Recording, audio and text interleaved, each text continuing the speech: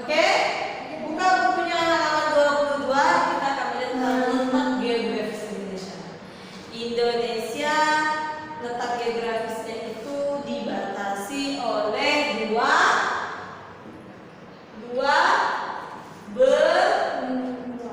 benua dan dua samudera. Yaitu benua apa dia dibatasi? Yang atas benua Asia dan yang di bawah benua Australia, dan diapit oleh dua samudera. Samudranya Samudra Pasifik dan Samudra Hindia. Dikarenakan diapit oleh dua benua dan samudra, jadi Indonesia terletak seperti garis silang. Apa keuntungan Indonesia terletak pada garis silang? Keuntungannya itu tugas seluruh. Apakah dampak dari posisi silang terhadap iklim di Indonesia? Dikarenakan diapit dua benua dan dua samudra, itulah kita mengalami dua musim. Musim apa dia? Musim kemarau dan musim hujan atau musim panas nih. Panas. Itu karena kita diambil dua benua dan dua samudra.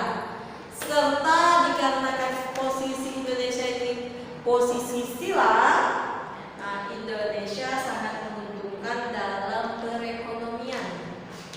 Perekonomian yang bagaimana? Perekonomian yang jika ada yang orang luar seperti negara benua Australia ingin ke Malaysia, tentu transit di Indonesia.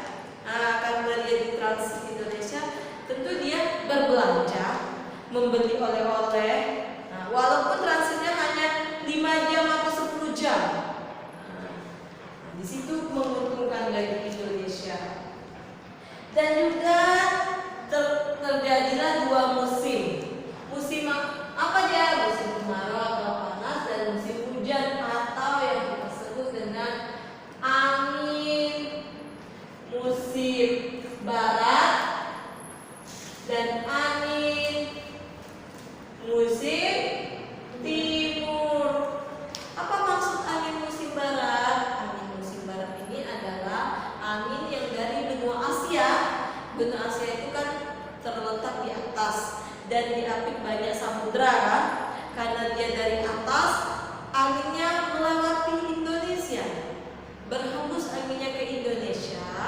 Lalu karena dia diapit samudra, perairan, jadi air yang dari benua Asia itu terjadilah Indonesia terjadinya hujan karena kan banyak nih diapit samudra. Benua Asia kan banyak luas samudranya, luas perairannya. Terhembuslah angin dari benua Asia ke Australia. Tentu banyak awannya, yang terhembus tuh awan yang banyak mengandung air. Maka dari itu terjadilah musim hujan di Indonesia karena melewati Indonesia.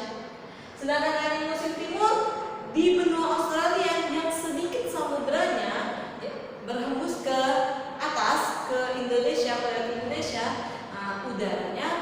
udara yang mengandungnya kering, airnya sangat sedikit. Maka dari itu di Indonesia terjadinya musim kemarau atau musim panas. Pada kapan saja angin musim barat ini? Pada kapan saja terjadinya hujan? Pada bulan November sampai dengan April. Rentangnya 6 bulan. Dan angin musim timur pada saat kapan kemarau? Pada bulan Mei sampai dengan Oktober. Rentangnya juga 6 bulan. Ketika dari bulan April ke bulan Mei, itulah terjadinya musim pancaroba. Apa itu musim pancaroba? Musim peralihan dari musim hujan beralih ke musim panas. Inilah dinamakan musim pancaroba. Tapi dari November ke April dia musim hujan.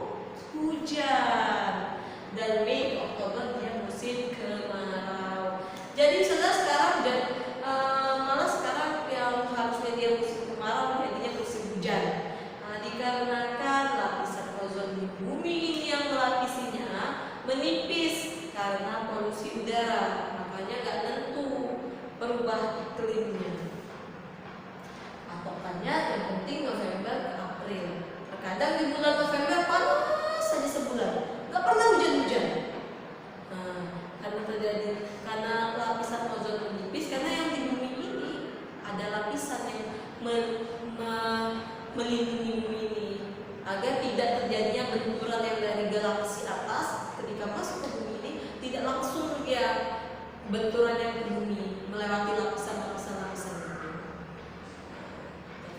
Itulah dia maksud dari letak geografis Indonesia yang dibagi atas angin musim barat dan angin musim timur. Perhatikan tugasnya. Apakah dampak dari posisi silang terhadap iklim di Indonesia? Apakah dampaknya? Apa dampaknya? Terjadinya dua musim. Musim apa dia? Musim kemarau dan musim hujan. Itulah terjadinya dampak terhadap Indonesia dalam posisi silang terhadap iklim. Kalau terhadap letak geografisnya, dampaknya perekonomian Indonesia yang semakin meningkat. Itu dia. Nanti kita periksa. Lanjut lagi yang keempat. Buka bukunya sebelumnya. Letak geologis. Letak geologis Indonesia. Apa itu geologis? Geologis. Apa itu geologis? Buka bukunya halaman 24. Letak geologis Indonesia. Apa itu geologis? Batasan wilayah. Batasan wilayah Indonesia. Dikarenakan geografisnya Indonesia terletak diapit dua benua dan diapit dua samudra, letak geologis Indonesia juga dibatasi.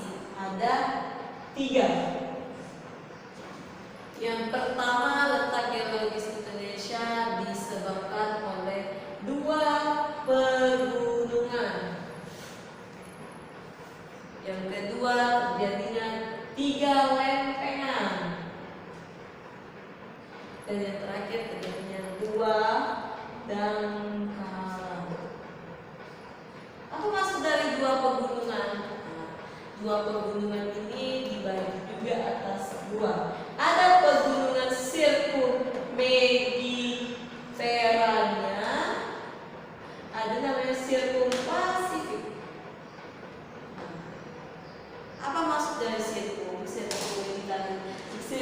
Jalur pegunungan sirkummediterania itu adalah terjadinya pegunungan-pegunungan yang aktif akibat lempengan-lempengan yang bergeser. Jadi pegunungan sirkummediterania jadinya aktif. Gunung-gunungnya aktif. Sedangkan sirkumpasifik dia tidak aktif, tetapi tidak pula pasif. Ada kalanya dia di pegunungan sirkumpasifik ini dia menjadi aktif, ada kalanya dia menjadi pasif. Jadi di tengah-tengah itu dia jalur sirkumpasifik. Sedangkan terjadinya 3 lempengan, lihat bukunya halaman 25. Indonesia terjadinya pertemuan antara 3 lempengan. Pertama, lempengan Eurasia. Dia relatif stabil tetap. Itu lempengan dinamakan lempengan Eurasia. Yang kedua, lempengan Australia yang meliputi Samudra Hindia. Karena kita kan lihat 2 samudra. Dan yang terakhir, lempengan dasar Samudra Pasifik. Lalu yang letak geologis selanjutnya berdasarkan 2 dangkalan. Apa itu dangkalan? Dasar laut yang kurang lebih kedalamannya 200 meter. Itu namanya dangkalan. Dangkalan di Indonesia itu ada namanya dangkalan Sahul, ada namanya dangkalan Sahul dan dangkalan Sunda. Dangkalan itu adalah batas wilayahnya, batas kedalamannya kurang lebih 200 meter. Itu namanya dangkalan. Paham? Kalau kita baca banyak nih. Di mana daerah mana saja dangkalan Samur, daerah mana saja dangkalan Sunda, itu bisa Anda sudah baca di halaman 25. Dari letak geografis dan letak geologi, silakan Anda sudah catat. Kira-kira sambil dicatat, sambil diperhatikan di mana ya kurang lebih.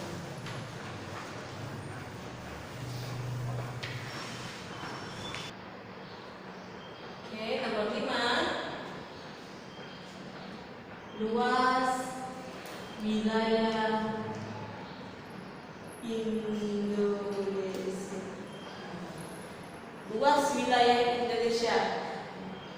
Nah, buka punya halaman 25. Indonesia ini termasuk negara yang ke-15 terluas. Bukan negara yang pertama, negara ke-15. Kalau dihitung dari seluruh dunia, kalau perhitungannya seluruh dunia, kita termasuk negara ke-15 yang terluas. Tapi kalau kita dihitungkan dari negara Asia, kita termasuk negara yang terluas ke-6, urutan ke-6 kalau negara Asia. Dan dikarenakan kita luasnya ke-15 dan ke-6, dan Indonesia pun dibagi atas pembagiannya 3 wilayah waktu. Ada namanya WIB, ada namanya WIB, dan ada namanya WITA. Apa itu WIB? WIB itu adalah waktu Indonesia Barat. WIB itu waktu Indonesia Barat. Waktu Indonesia Barat. Dan WIB ini adalah waktu Indonesia bagian barat. Daerah mana saja yang terletak di WIB? Pulau Sumatera, Pulau Jawa, lihat Jawa, Sumatera, lalu Bali, Kalimantan, Sumatera, Jawa, Bali, dan Kalimantan. Bagian barat termasuk kita. WIB bagian 7 adalah daerah yang di daerah Papua. Papua atau itu daerah Pulau Irian, Papua. Sedangkan WITA bagian tengah, lihat daerah bagian tengah, Sulawesi,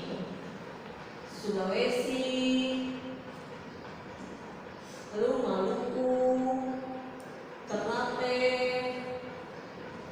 lalu apa lagi tuh? Maluku, Sulawesi, Ternate, Nusa Tenggara. Nusa Tenggara juga termasuk WITA. Jadi jika kita perhitungan waktu melihat pukul jamnya kalau sekarang di Pulau Sumatera dia jam 10.00 WIB, menandakan dia bagian barat. Sedangkan kalau WIB berarti jam 11 jam berapa ya perbedaan dengan WIB? Jam. WIB ke WITA bagian tengah baru 1 jam. Ini jam 12.00 WIB, waktu Indonesia bagian timur.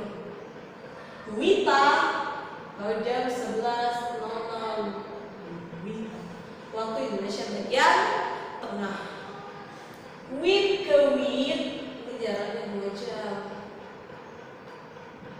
Sebenarnya susunannya WIB dulu, baru WITA, baru WIB. Karena kan bagian barat, bagian tengah, bagian timur. Ini sudah penting. Kenapa? Karena wilayah bagian tengah ini ada lagi perbatasannya. Lihat perbatasannya. Ada namanya, dia memiliki 3 batasan laut. Ada 3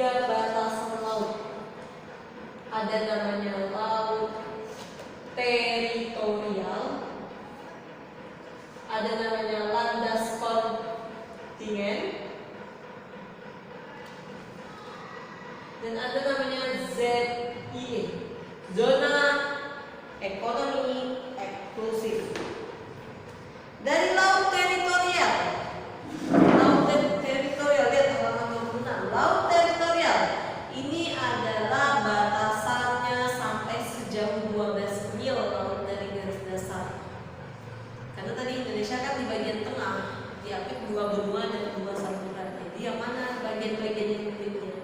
Bagi lagi batasan lautnya. Sedangkan landas kontinen itu batasannya sampai kedalaman 200 meter. Sedangkan zona ekonomi eksklusif sampai besar luasnya 200 mili. Di zona ekonomi eksklusif itu dibagi lagi hak-haknya.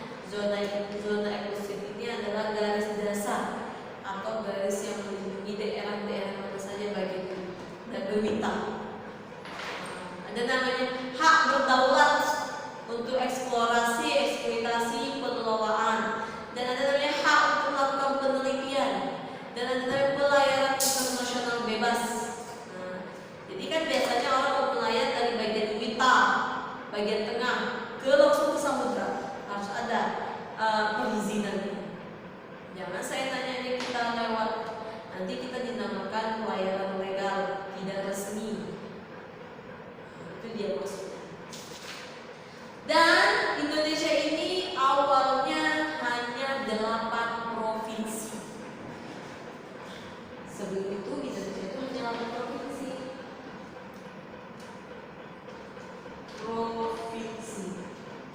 Apa saja dia? Sumatera, Jawa, apa lagi? Sumatera, Jawa. Jawa itu dibagi Jawa Barat, Jawa Timur, Jawa Barat, Jawa Timur, Jawa Tengah, Sunda, Kalimantan. Bagian Papua itu belum termasuk provinsi Indonesia, belum termasuk negara Indonesia dahulunya. Lalu Indonesia akhirnya melakukan pemekaran. Apa itu pemekaran? Pemekaran itu dibagi. Seperti Pulau Sumatera. Sumatera awalnya cuma 1 Pulau Sumatera. Dimekarkan, dibagi lagi Pulau Sumatera. Ada namanya Sumatera Barat, ada namanya Sumatera Selatan, ada namanya Sumatera apalagi Sumatera Barat, Sumatera Selatan, Sumatera Utara. Di Sumatera Selatan dibagi lagi, dilakukan pemekaran. Sampai pada akhirnya di tahun 1969 Indonesia memiliki 26 provinsi, termasuk Timor Leste. Timor Leste itu daerahnya, negaranya di bawah Indonesia. Kan Indonesia di atas di sini nih, ya kan? Indonesia seperti ini kan, di atas seperti ini kan. Ini kan untuk Australia kan, Timor Leste itu dibagi di bawah sini. Pada tahun 1969, Timor Leste masuk dia ke negara Indonesia. Jadi dia menyatu. Jadi dia Timor Leste termasuk negara Indonesia dan dia termasuk kota Timor Leste. Tetapi pada tahun 1999 Timor Leste lepas dari negara Indonesia, dia tidak ingin menyatu. Dia lepas dari negara Indonesia dan ingin memiliki negara sendiri. Sampai sekarang. Maka dari itu Timor Leste punya lagu kebangsaan sendiri, presiden sendiri, terus apalagi kebangsaan, suku bangsa sendiri, bahasa sendiri. Itu dia Timor Leste. Dan sampai pada akhirnya 2004 terjadilah pemekaran sangat banyak sehingga Indonesia terdiri dari 34 provinsi. Dan apa daftar provinsi Indonesia? Lihat di halaman 29. Dari Aceh sampai Papua Barat ada ibu kotanya, ada tanggal berdirinya, ada luas wilayahnya. Kenapa tanggal berdirinya berbeda-beda, saudara? Dikarenakan tadi pemekaran tadi awalnya Sumatera, dilakukan pemekaran. Dilakukan pemekaran itu dia ingin biar provinsinya banyak, kotanya jadi banyak, jadi gampang membagi untuk wilayah pemerintahannya. Itu dia daftar provinsi Indonesia. Sampai luas wilayah Indonesia siapa yang tidak ngerti? Paham? Lanjut lagi, karena Indonesia tadi terjadinya posisi sila, maka dari itu keadaan alam Indonesia pun sangat luas. Lihat halaman 31. Keadaan alam Indonesia. Keadaan alam Indonesia berdasarkan sumber daya alam Indonesia, sumber daya alam yang alami. Apa aja sumber daya alamnya yang sudah ada itu? Contohnya sinar matahari, angin, udara, itu sumber daya alam yang sudah ada kan? Apa manfaat sinar matahari bagi tumbuh-tumbuhan, masa tanaman, bagi kita makhluk hidup, bagi tenaga listrik, untuk menjemur pakaian. Lalu ada lagi air, angin. Angin juga termasuk pembangkit tenaga listrik. Ada lagi bagian tanah. Tanah ini pun dibagi atas 5. Ada namanya tanah kapur, tanah merah, tanah laterit, tanah mergel, dan tanah gambur. Itu ada 5 tanah. Silakan sudah baca sampai tanah, kira-kira mengerti atau tidak? Baca tanah.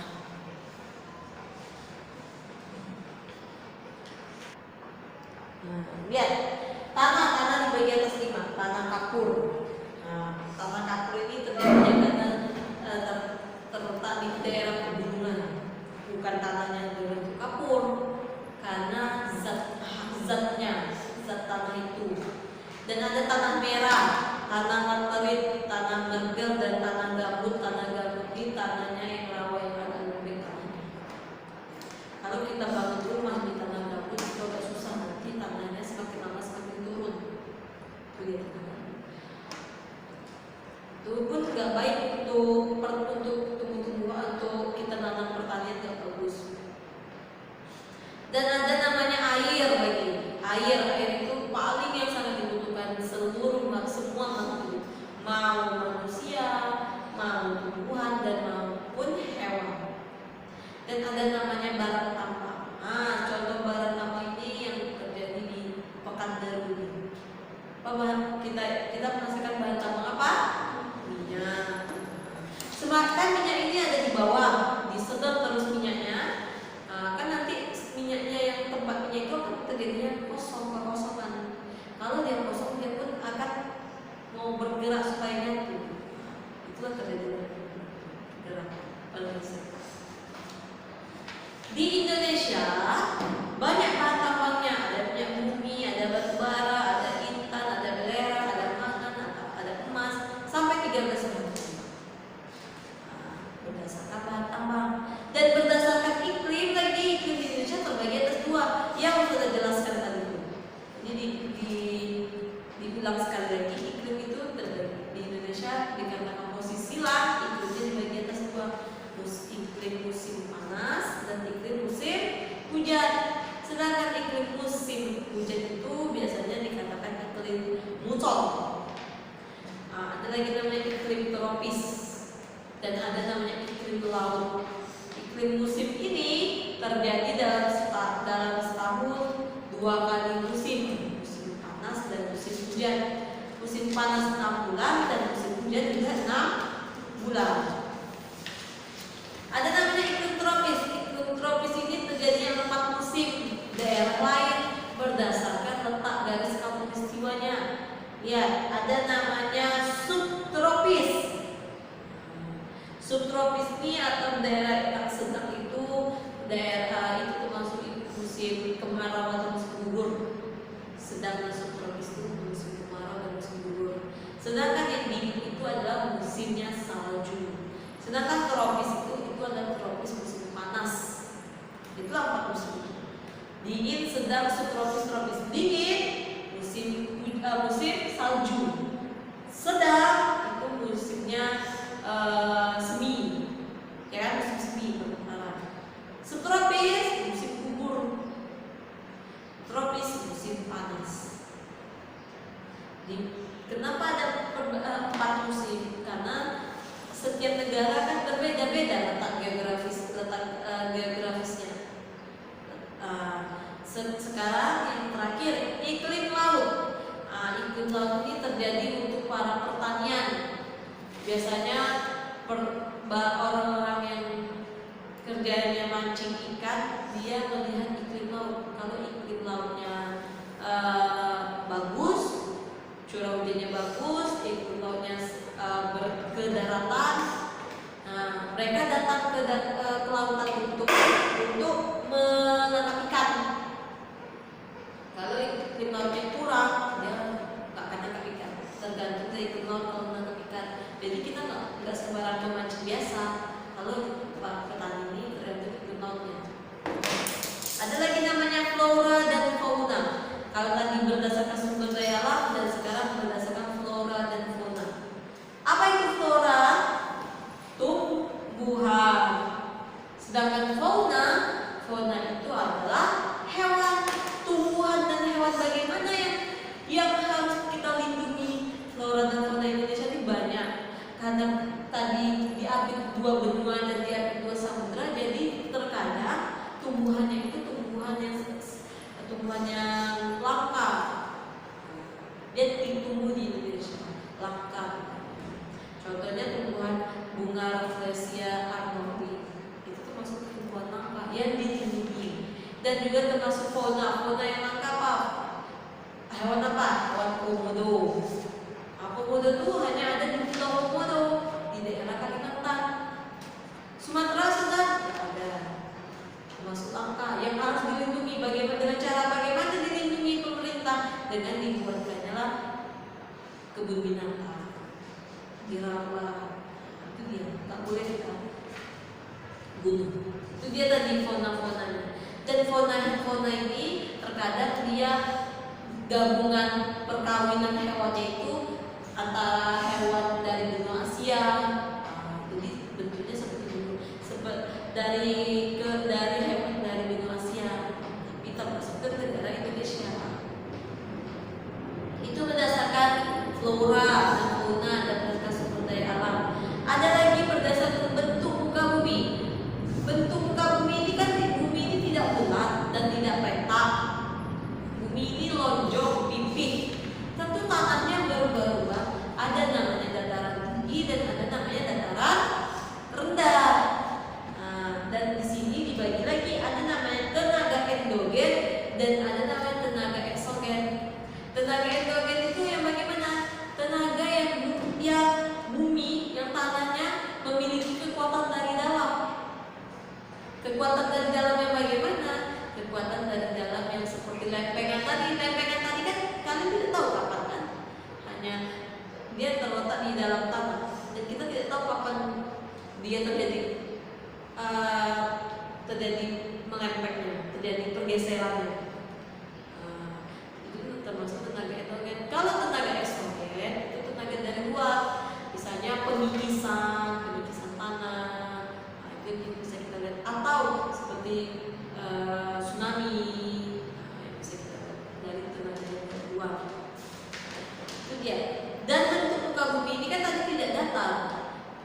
Kan kalian jalan tidak datar dan bergelombang. Itulah menandakan bahwa bumi ini tidak